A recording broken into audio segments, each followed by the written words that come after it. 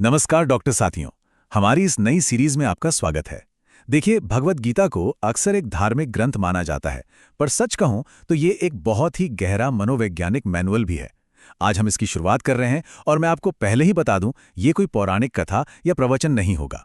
ये गीता के पहले श्लोक की एक क्लिनिकल, मनोवैज्ञानिक और नैतिक डिकोडिंग होगी, सीधे सीधे हमारे प्रोफेशन के लिए। अब शायद मन में ये सवाल आए कि अरे, गीता का हमारी ओपीडी या आईसीयू से भला क्या लेना देना। यकीन मानिए, बहुत गहरा लेना देना है।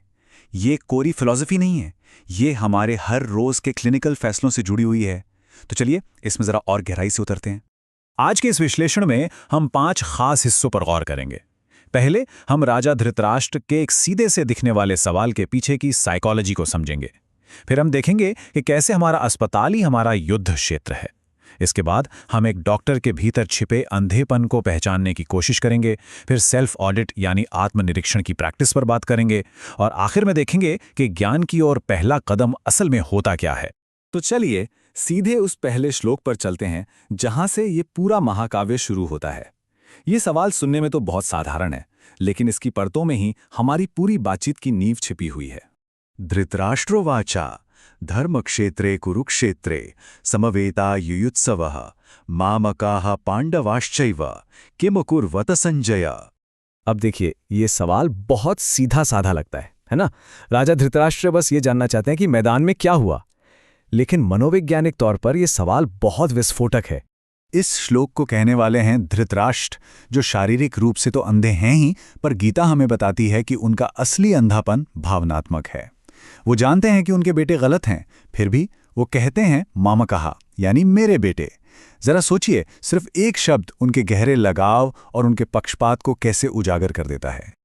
अब इस श्लोक में एक और बड़ी कमाल की बात है। वो कहते हैं धर्मक्षेत्रे कुरुक्षेत्रे, मतलब युद्ध के मैदान को, कुरुक्षेत्र को धर्म का क्षेत्र भी कहा गया है। इसका क्या मतलब हुआ? इसका मतलब ये है कि चाहे कितना भी बड़ा संघर्ष क्यों ना हो, वहां धर्म मौजूद है। अराजकता के बीच भी आखिर में नैतिकता ही नतीजों को तय करती है। चलिए अब इसे अपने प्रोफेशन पर लागू करके देखते हैं। तो सवाल यह है कि इस पुराने युद्ध क्षेत्र का आज के डॉक्टर के प्रोफेशनल माहौल से क्या ताल्लुक है? ताल्लुक बहुत गहरा है। सच तो ये है कि हमारा अस्पताल ही हमारा कुरुक्षेत्र है। हर दिन हम एक नई जंग के लिए तैयार होते हैं।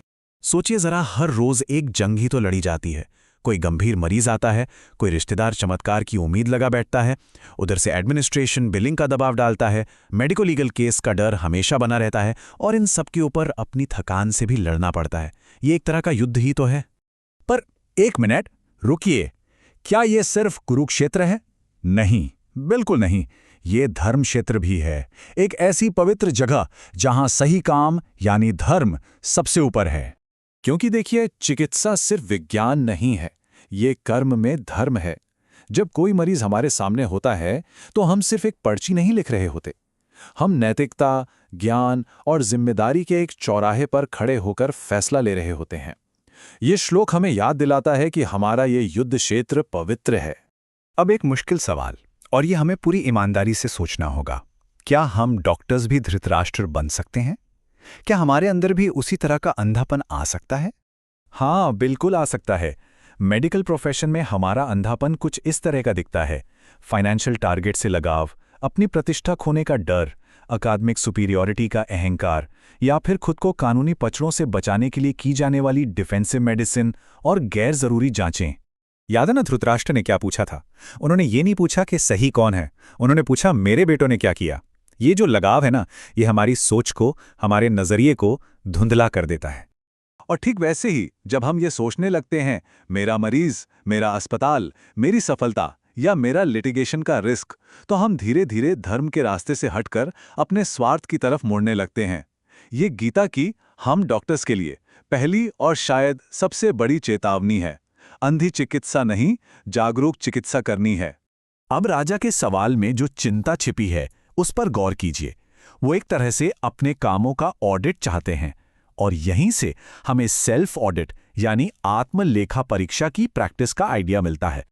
क्यों ना हम हर दिन ओपीडी के बाद खुद से कुछ सवाल पूछें, जैसे क्या मैंने वही सलाह दी जो सच में जरूरी थी? कहीं मैंने डर की वजह से जरूरत से ज्यादा दवाएं तो नहीं लिख दी?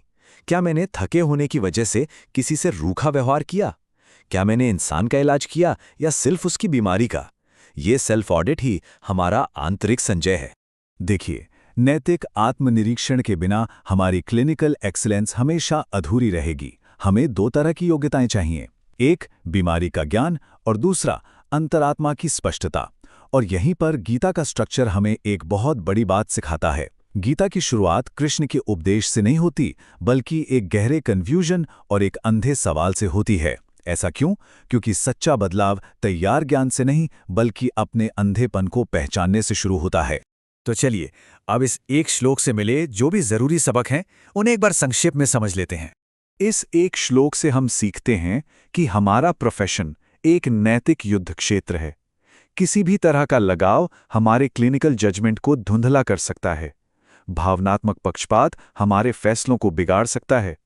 हमारा अस्पताल सिर्फ कुरुक्षेत्र नहीं, बल्कि धर्म क्षेत्र भी है। और अपने नैतिक विकास के लिए आत्मचिंतन यानी सेल्फ रिफ्लेक्शन बेहद जरूरी है। कल जब हम अपनी क्लिनिक में जाएं, तो अंदर जाने से पहले सिर्फ 10 सेकंड के लिए रुकें और खुद से कहें, ये मेरा कुरुक्षेत्र है और ये मेरा धर्म क्षेत्र भी है। मुझे धर्म के अनुसार काम करने की शक्ति मिले। यकीन मानिए, ये छोटा सा विचार हमारे फैसलों को एक नई दिशा दे सकता है। तो सबसे महत्वपूर्ण बात यह है कि गीता का पहला अध्याय किसी ज्ञानोद्य या इनलाइटनमेंट से शुरू नहीं होता। इसकी शुरुआत तो अंधेपन की स्वीकृति से होती है।